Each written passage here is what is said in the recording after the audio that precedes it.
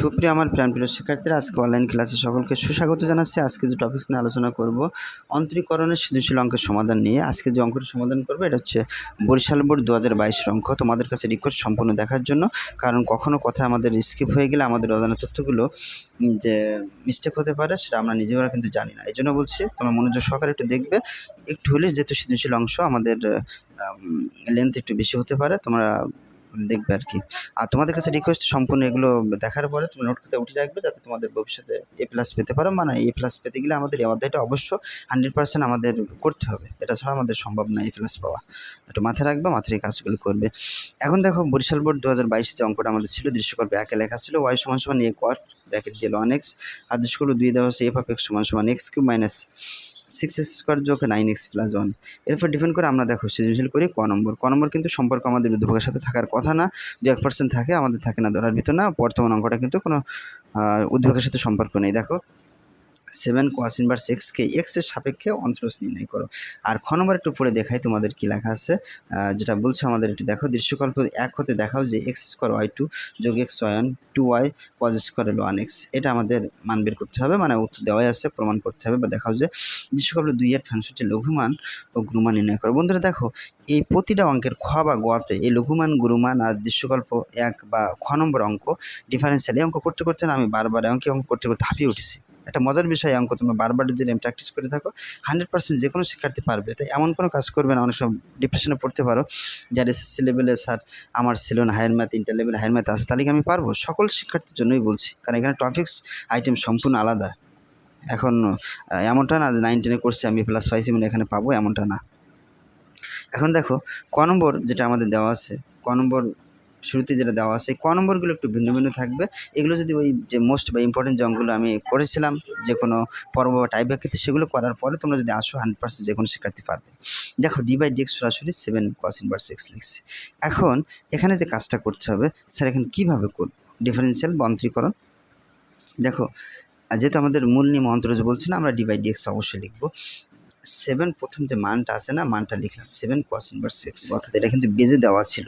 তা আমরা বেজে দেওয়া থাকলে আমরা শুধু কাজ করি এরকম, কোন অঙ্কে কাজ করি? লনের অঙ্ক, লগের অঙ্ক, এগুলো বেজ এবং পাওয়ারে কাজ করি। এখন বেজে দেওয়া আছে 7, এই জন্য আমরা লিখবো ln 7। এবার d/dx লিখবো, যে মানটা দেওয়া আছে cos ইনভার্স x। বন্ধুরা আবার একটু আমি রিপিট করবো, তাহলে তোমাদের জন্য সুবিধা হবে। অঙ্কটা কিন্তু সম্পূর্ণ একটু ভিন্ন, আমরা অন্তরীকরণ বলে এটা কিন্তু অন্তরজ করছি, একটু ভিন্ন হতেই হবে। কারণ যে মানটা দেওয়া আছে আবার লিখছি, ওই মানটা আগে লিখবো। তারপর যেহেতু বেজে 7 দেওয়া আছে, ln 7 লিখবো, d/dx লিখে এই মানটা লিখবো। এই যে এখন প্রথম মানটাই বসে গেল, ln 7 বসে গেল। d/dx যদি cos ইনভার্স x করি, আমরা সরাসরি সূত্র দেওয়া আছে -1/√1 - x²। যেহেতু এটা আমরা উপরে গুণ হবে, মাইনাস উপরে 7 cos ইনভার্স x, এটা উপরে ln 7 উপরে, আর এই মানটা কিন্তু নিচে। এটা কিন্তু আমাদের অ্যান্সার। বন্ধুরা দেখো কত সুন্দরভাবে সহজ হয়ে গেল। শুধুমাত্র জাস্ট এইটুকু যদি আমরা পারি, যে আমাদের অন্তরীকরণ যদি করতে বলতো, তা আমরা কিন্তু এইভাবে আসতো না। যেহেতু আমাদের অন্তরজ বলছে x এর সাপেক্ষে, এই জন্য কিন্তু আমাদের বেজে যে মানটা আছে, এই মানটা কিন্তু এইভাবে আমাদের কাজ করতে হবে, একটু মাথায় রাখবে। এবার আমরা যাবো হচ্ছে খ নম্বরের জন্য। খ নম্বর আমাদের কি বলছে আমরা একটু দেখি। বাবা ওই দেখো, টিভি দেখো, কিছু বলো না, টিভি দেখো। বন্ধুরা যাও, মা যাও, তুমি যাও, টিভি দেখো। টিভি দেখার পরে আমি খাবার দেবো। ওই যে তুমি ওখানে বিস্কুট আছে, দেখো, খাও। মানে বিস্কুট আছে না, বিস্কুট খাও। আর বলো বিস্কুট দিতে। এবার খ নং যেটা আমাদের দেওয়া আছে, সে খ নংয়ের যেটা আমাদের আছে একটু দেখি। খ নং কি দেওয়া আছে? y = বলছে, এখানে বলা আছে দেখো y = 1 নং হতে, তাহলে 1 নং কি ছিল? y = a cot ln x। এখন আমাদের y = এটা আমাদের মূলত ছিল যে y = a cot ln x লিখলাম। ডিফারেন্সিয়াল যদি আমরা করি, তাহলে y কে আমরা y আর লিখবো, কারণ আমাদের প্রমাণের উপর ডিপেন্ড করবে। আগে বলছি প্রমাণে y1 আছে, y2 এইভাবে পরপর আছে, তাহলে y আছে, y আর লিখবো। একে যদি আমরা ডিফারেন্সিয়াল করি, তখন আমরা এইভাবে লেখা যায় -j। কেন -j স্যার? এই কটকে যদি আমরা ডিফারেন্সিয়াল করি, আমরা এটা পাবো। কি পাবো? আমরা যদি এটুকু থিটা ধরে নেই, আবার বলছি cot থিটাকে যদি আমরা ডিফারেন্স, তো বসে গেল, cot থিটাকে ডিফারেন্সিয়াল করলে আমরা কি পাবো? cosec square theta. বন্ধুরা cosec স্কয়ার থিটা, থিটা মানে কি? ln x। এখানে মাইনাস, কিন্তু আবার বলছি বসে গেল, cot ln x যদি ডিফারেন্সিয়াল করি, মানে থিটা, এটুকু থিটা ধরো, cot থিটাকে যদি ডিফারেন্সিয়াল করি, তাহলে cosec স্কয়ার থিটা হবে কিন্তু মাইনাস হবে, মাইনাস লিখলাম কোসেক থিটা মানে লন এক্স, আর একে যদি আলাদা করি 1/x। এখন আমরা এটা যদি একবারে গুণ করে দিচ্ছি, এর নিচে এটা মানে এর নিচে কোনাকুনি গুণ, এটা যদি গুণ করি এরকম হয় এক্স ওয়াই ওয়ান সমান সমান এই মানটা কিন্তু আমাদের বসে গেল যা ছিল তাই। এখন এবার আমরা যে কাজটা করবো সেটা হচ্ছে দেখো এখানে যদি আমরা ইভি মেথড পুনরায় এক্স এর সাপেক্ষে অন্তরীকরণ করে লিখছি, আবার ইভি মেথড তোমরা করতে পারো একই কথা ঘুরে ফিরে। এখন এটা যদি আমি ধরে নেই ইউ আর এটা ধরে নেই ভি, তাহলে এই মানটা বসে যাবে এক্স ওয়ান করলে ওয়াই টু করবো যোগ। এখন আগে কাকে করছিলাম বলতো, ওয়ানকে করেছিলাম, এবার এক্সকে করবো, এক্সকে ডিফারেন্সিয়াল করলে শুধু ওয়ান পাবো, ওয়াই ওয়ান বসে যাবে, ওয়ান তো বাদ গেল। এবার এখানে যদি আমরা একটু করি মাইনাস দিয়ে বসে গেল, আর এই টু পাওয়ার টু আছে, তাহলে টু যদি সামনে গুণ করি তাহলে টু হয়, কোসেক দুবার ছিল একবার, এটা সে আগেই বলছে এটা আছে থিটা ধরে নিবা, ধরলাম থিটা। এখন কথা হলো স্যার এটা তো করা হয়ে গেল, আবার কোসেক কেন হবে? এখন এটাকে আগে পাওয়ার করছিলাম, এবার একে যদি করি তাহলে মাইনাস পাবো, আর যেটা পাবো কোসেক থিটা, তারপর কোয়াট কি মানে থিটা, আর লন এক্স যদি আমরা করি তাহলে পাবো 1/x। ওকে, তাহলে এইটুকু আবার একটু তোমাদের একটু সংশোধন করি বা ক্লিয়ার করি, তাহলে তোমাদের জন্য সুবিধা হবে। বন্ধুরা আগে প্রথম ছিল মাইনাস এ, পাওয়ারকে করছি, তাহলে পাওয়ার যদি সামনে গুণ হয় তাহলে টু, কোসেক কবার ছিল দুইবার না, তাহলে একবার হবে, এটা থিটা মানে লন এক্স। এখন আমি আবার আলাদাভাবে করছি, পাওয়ার কাজ শেষ হয়ে গেছে, তাহলে মাইনাস মাইনাস বসে গেলে এখানে কিন্তু ইয়ার থাকবে না, তাহলে এখানে কোসেক এখানে এবার যদি আমি লিখি যেখানে চলে গেছে পাওয়ারকে করা শেষ, তাহলে কি হবে কোসেক থিটাকে যদি আমি ডিফারেন্সিয়েট করি তাহলে আমাদের যে মানটা আসবে সেই মানটা আমি এরকম লিখবো করি। প্রথম আগে পাওয়ারকে কাজ করবো, তাহলে মাইনাস ইয়ে বসে গেল, টু যদি গুণ করি তাহলে টু কোসেক, এখানে দুইটা ছিল একবার হয়ে গেছে, আর থিটা থিটা মানে লন এক্স বসে গেল, এইটুকু আশা করি সমস্যার কথা না। এখন মাইনাসও বাদ গেল, এখন এও কাজ করলো না, এখন শুধু কোসেককে আমরা করবো, কোসেক থিটাকে যদি আমরা ডিফারেন্সিয়াল করি বন্ধুরা, আগে তো পাওয়ারকে করছি, এখন মাইনাস দিয়েও বাদ পাওয়ারে বাদ, তাহলে কোসেক থিটা, এই থিটা মানে লন এক্স ধরে নিলাম, তাহলে কোসেক থিটাকে যদি আমরা করি তাহলে আমরা সূত্র জানি কোসেক থিটা কট থিটা, মাইনাস আছে কিন্তু, তাহলে মাইনাস লিখলাম কোসেক থিটা, থিটা যখন বলবো তখন লন এক্স, এবার কট থিটা মানে কি লন এক্স, এটা কিন্তু সূত্রের থেকে এইটুকু, আর এই লন এক্সকে ডিফারেন্সিয়াল করি 1/x। তোমরা বারবার যখন প্র্যাকটিস করবো তোমরা একই টাইপের অঙ্ক অটোমেটিক্যালি তোমাদের কাছে এমনি ধারণ ক্ষমতা তোমাদের কনসেপ্ট হয়ে যাবে, তোমরা ক্লিয়ার হয়ে যাবে, তোমরা বুঝতে পারবে যে এটা আমাদের কাছে একদম সহজ হয়ে গেছে আর কি, এটা স্বাভাবিক জিনিস। এখন এই যে মানটা আমি কিন্তু একবারে গুণ করছি, এক্সটা কোথায় বলো তো বন্ধুরা, এক্সটা হচ্ছে নিচে, তাহলে এক্স যদি আমরা নিচে থাকে আর এখানে আমি দিয়েছিলাম কিন্তু ধরে নাও এক্সটা মনে মনে ধরে নাও নিচে, এক্স দিয়ে গুণ করলে কত হবে এক্স স্কোয়ার ওয়াই টু, আবার এক্স দিয়ে গুণ করলে কত এক্স ওয়াই ওয়ান। এখন এটা তো আমার কাজ করা শেষ হয়ে গেল, এখন আমি যে কাজটা করবো সেটা হচ্ছে টু আর এ, তাহলে টু এ লিখলাম কোয়াট, এখন দেখো একটু খেয়াল করে মানে সাজায় লিখছি জাস্ট এইটুকু ছাড়া কিছু না।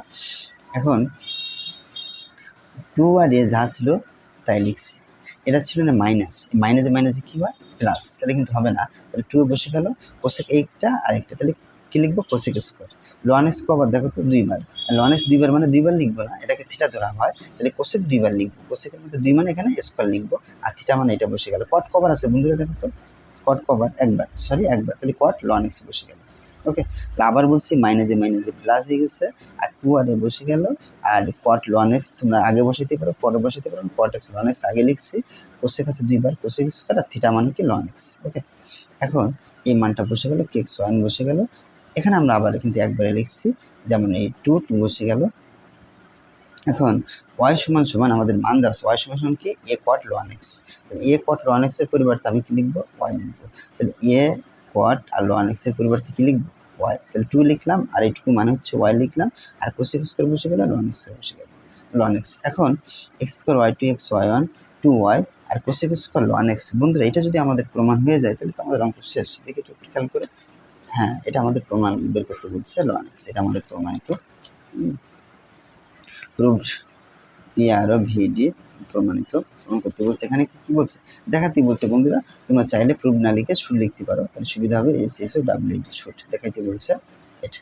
তাহলে ওকে, তাহলে ছোটো করে একটা করছে, এখানে তোমরা চাইলে একটা লাইন বা দুইটা লাইন বেশি হবে, কারণ এক্সট্রা নিচে দিয়ে নেবা, তারপর কোনাকুনি গুণ করবে, তারপরে যদি তোমাদের সমস্যা কমেন্টে জানাবো স্যার এটা পারি নাই মিলাতে পারি নাই বা সমস্যা, আমি নতুন করে আবার নিয়ে আসবো। এখন সেই আবার সেই অঙ্ক একই জিনিস বারবার, যে আমাদের গুরুমান এবং লঘুমান আমাদের করতে হবে, তাহলে এখানে আমরা যদি করি তাহলে ডাবল ড্যাশ করতে হবে, তখন কী হবে সামনে গুণ করো থ্রি, এখানে এক্স তিনটা আসছিল দুইবার, 6 দুগুণে 12 এক্স আর যোগ এখানে 9, এখন আমরা যদি যাই ডাবল ড্যাশ তখন কেমন হবে 3 দুগুণে 6 এক্স মাইনাস কত 12, প্রশ্ন মতো আমরা লিখবো প্রথম ড্যাশ এক্স ইকুয়াল টু কত লিখবো 0। তাহলে বা দিয়ে লিখবো প্রথম যে মান দেওয়া আছে 3x স্কোয়ার মাইনাস 12x যোগ 9 ইকুয়াল টু কত 0। আর 3 কমন নেবা বা 3 দিয়ে ভাগ করবে, যেটাকে 3 দিয়ে ভাগ করলে x স্কোয়ার, এখানে কত 3 ছিল 12x, এখানে কত হবে 3 ইকুয়াল টু 0। এখন দেখো উৎপাদক করতে হবে 3 ভাঙে 4 x square minus 3x minus 1x plus 3 equal to 0। এখন আমরা যদি একটু কমন নেই, এই দুটোর ভিতরে কি কমন যায়, x যদি কমন নেই তাহলে x মাইনাস 3, যদি মাইনাস 1 কমন নেই তাহলে x মাইনাস 3। এখন x মাইনাস 3 দুবার আছে, আমরা একবার লিখবো x মাইনাস 3 আর থাকে হচ্ছে x মাইনাস 1 ইকুয়াল টু 0। এখন আমরা হয় অথবা দিয়ে লিখবো x মাইনাস 3 ইকুয়াল টু 0, তার মানে হচ্ছে x ইকুয়াল টু 3। আর অথবা দিয়ে আরেকটা মান যদি আমরা লিখি x মাইনাস 1 ইকুয়াল টু 0, তাহলে হতে x ইকুয়াল টু 1। এবার আমরা লিখবো x এর মান একবার 3 বসাবো কোথায়, ডাবল ড্যাশে, এখান থেকে নির্বাচন করবো ছোট মান না বড় মান, তাহলে x ইকুয়াল টু 3 এর জন্য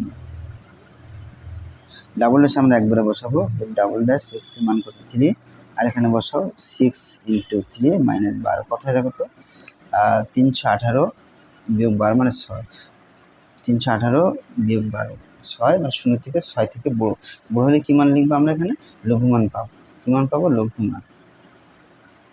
তাহলে x ইকুয়াল টু 3 এবার আমরা এখানে বসাবো x ইকুয়াল টু 3 কোথায় বসাবো 1 নম্বর, অর্থাৎ প্রথম যে মানটা ছিল f of x সমান সমান x cube minus 6x square যোগ 9x প্লাস 1।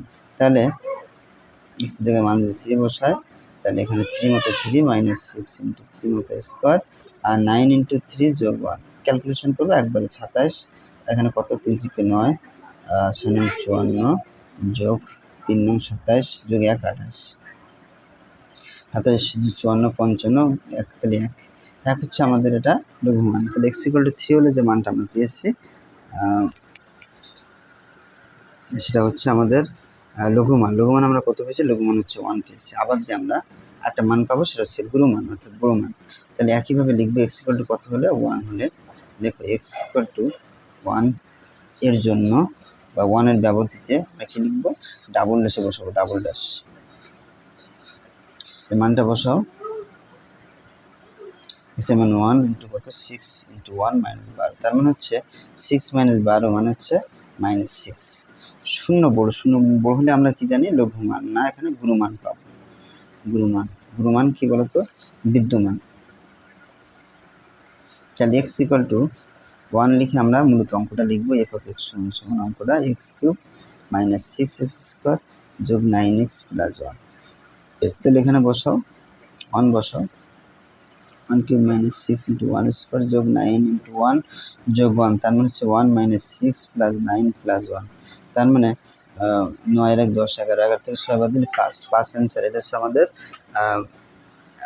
গুরুমান। তো বন্ধুরা আগে একটা পেয়েছি আমরা লঘুমান, আর গুরুমান আমরা পেয়েছি কত 5 অ্যান্সার। এই ছিল বন্ধুরা আজকের ভিডিও যদি বিন্দুমাত্র উপকার আসে কাজে লেগে থাকে লাইক এবং শেয়ার করতে বলুন, সাবস্ক্রাইব করে পাশে থাকবে। ধন্যবাদ সকলকে।